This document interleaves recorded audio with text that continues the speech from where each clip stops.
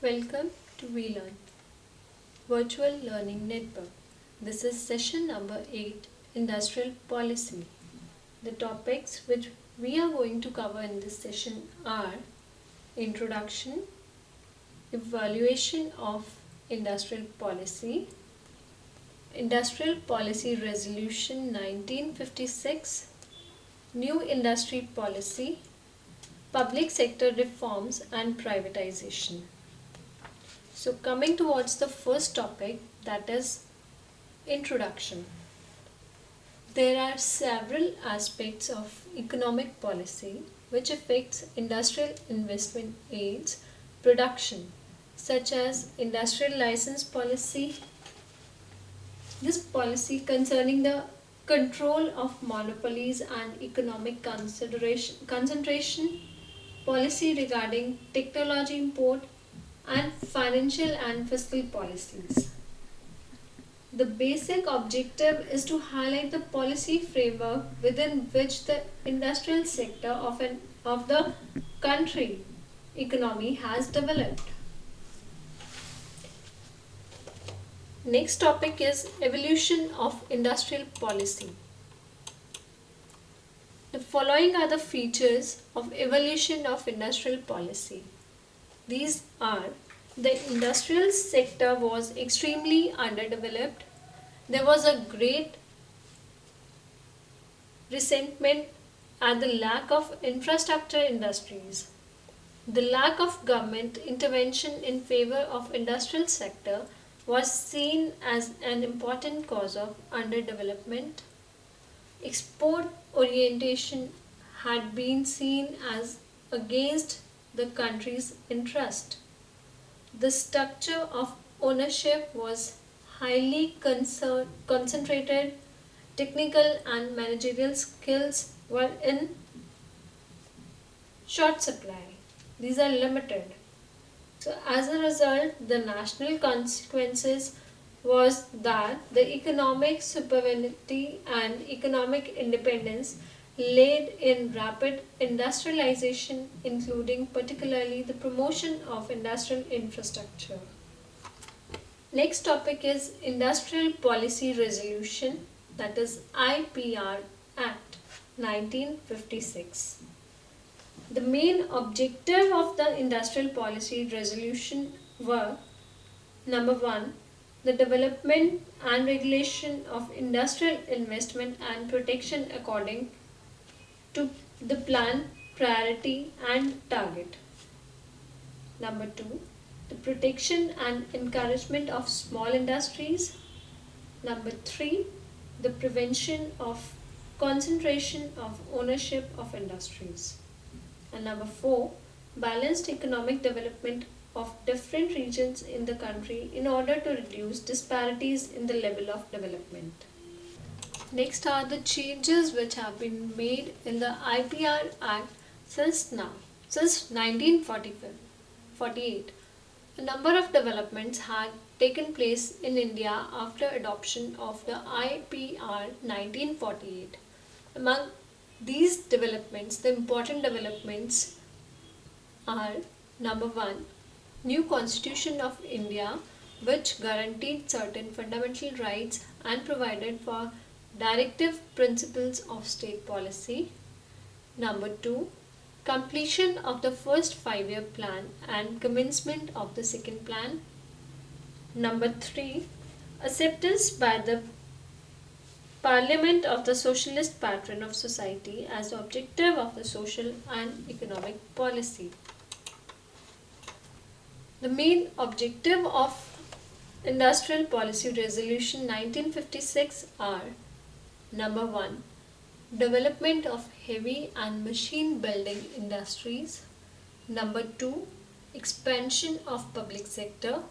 Number 3, establishment of large and growing corporate sector. Number 4, encouragement to the diffusion of ownership and management of private sector. Now the basic features are: the most distinctive feature of IPR was the classification of the entire industrial sector in three schedules. Schedule A, it contains 17 industries, all new units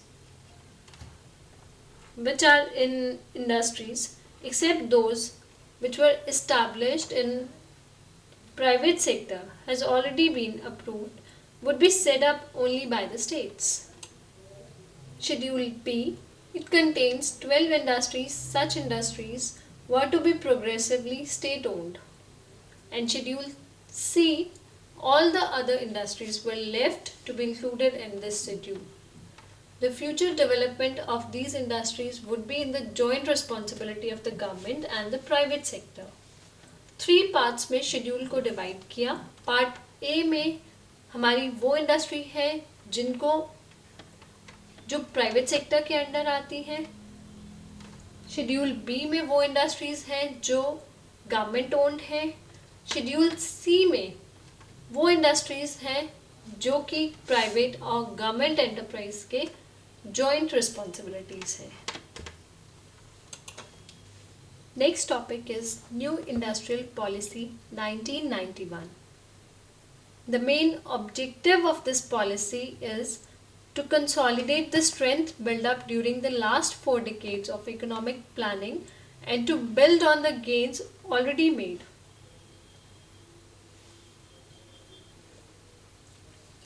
Number 2, to correct the distortion or weakness that may have crept in the industrial sector as it has developed over the last 4 decades.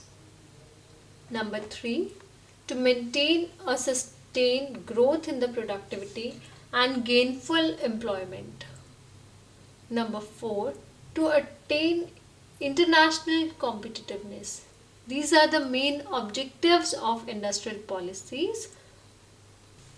In pursuit of the above objectives, whatever we have started before, policy initiatives have been taken in number of areas. They can be identified as industrial licensing policy, foreign investment, foreign technology agreement, public sector, MRTP Act. So coming towards the first, that is the industrial licensing policy. Under this policy, it has been abolished for all projects except for a small list of 9 industries. These industries are coal, lignite, petroleum, alcohol drinks, sugar, cigars and cigarettes, electronic, aerospace and defense equipments, industrial explosives, hazardous chemicals and drugs and pharmaceuticals. This policy has been abolished for all these industries. Only 5 industry groups where security and strategic concern predominate are reversed exclusively for the public sector. In projects where imported capital goods are required, automatic clearance will be given where foreign exchange availability is ensured through the foreign equity. In location other than cities or more than 1 million people, there will be no requirement of obtaining industrial approval from the central government except for the industrial subject to industrial licensing. Next is foreign investment. Under foreign investment, the approval will be given for direct foreign investment up to 51% equity in higher priority industries. To provide access to foreign equity, holding up to 51% will be allowed for trading companies primarily engaged in export activities. A special empowered board would be constituted to negotiate with a number of large international firms and approve direct foreign investment in selected areas. Next is foreign technology agreements. Automatic permission will be given for foreign technology agreements in identified high priority industries. The The permission is given to the industries which have high priority of sale or high priority of development, economic development in the country. Next is the public sector. Under this public sector, portfolio of PSUs will be reviewed with a view of focus the public sector on strategic, high-tech and ethical essential infrastructure. PSU which are chronicle PSU which are chronically sick will be referred to the Board of Industrial and Financial Reconstruction. Government's shareholding in the PSU will be disinvested. Next is the MRTP Act. Under this act, it has been amended to remove the threshold limits to assets in respect of MRTP companies. The emphasis will be placed on controlling and regulating monopolistic, restrictive and unfair trade practice. Next is the evaluation of the new industrial policy. The new industrial policy has overnight altered the industrial scenario in India. In extent and scope, the industrial policy is watched with all the significance of the economy as the IRP 1956, which gave primary to the role of state in industrial development. The delicensing of a host of industries and the abolishing of all registration schemes will enable entrepreneurs to quicken decision making and move quickly to straight business opportunity. The other area in which government has taken a grand leap are breaking news and scared ground is with respect to the foreign participation in Indian companies both in industry and external trade.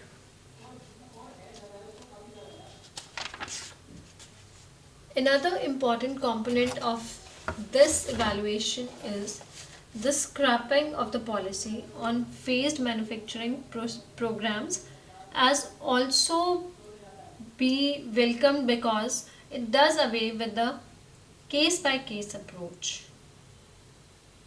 On the public sector, the policy quite correctly evaluates the role of public sector in the economy. The public sector has entered area in which no commercial logic is served, nor is the border welfare mechanism that is being met. Therefore, it makes sense to disinvest the government holdings in those industries and let commercial logic dictate that functioning. Next topic is public sector reforms and privatization. So what basically the privatization is? What is the meaning of privatization? The privatization refers to any process that reduces the involvement of state or public sector in economic activities of the nation. It includes, or we can say privatization process is a mixed economy. It includes denationalization. Denationalization means the transfer of the state ownership of productive assets to the private sector. Next is entry of private sector industries into the area exclusively reserved for the public sector. Transfer of management aid control of public sector undertaking and departments to the private sector. Limiting the scope of public sector or no more diversification of existing PSUs, public sectors. Next are the gains which we get from the privatization. The gains which we get are number one, improve efficiency and performance by introducing profit-oriented decision-making process. Number 2, to reduce government interference, increase the freedom and speed of decision making. Number 3, to promote private sector culture by introducing competition. Next, what are the moves which we take towards the privatization?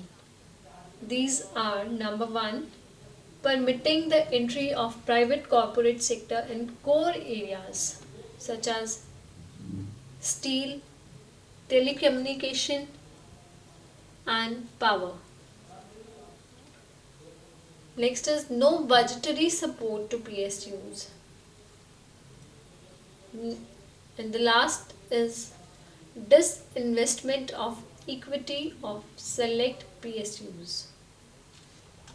Next is, what is the reconstruction of public sector reforms? Public sector units along with privatization reconstruction is very important so as to face the competition from the private corporate or from the MNCs. The focus of reconstruction of PSUs has been done on the following areas. Number 1 is corporate governance. Number 2 is financial restructuring. Number 3 is business and technological restructuring. Coming towards the corporate governance. A code of corporate governance will have to be put in the place so that the enterprise would be run in the interest of the shareholder, including minority shareholders. Next is financial reconstructing. These are required not only in loss-making PSUs but may be needed for other PSUs where the capital structure may be skewed in favor of either debit or equity. And last is business and technological restructuring. It is pertinent to determine what are the core competencies of each public sector enterprise or public sector unit and decide on the relative importance of their business. Business restructuring may involve living of business which are no longer attractive from the viewpoint of returns or are a drag on other profitable ventures.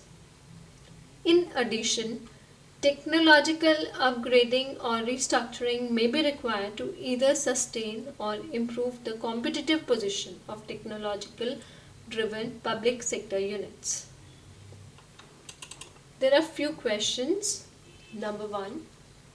What were the 3 schedules mentioned in IPR 1956? Next is, mention the main features of the new industrial policy relating to industrial licensing system and what is meant by privatization. So these 3 questions are based on this session. Thank you. Happy learning, we learning.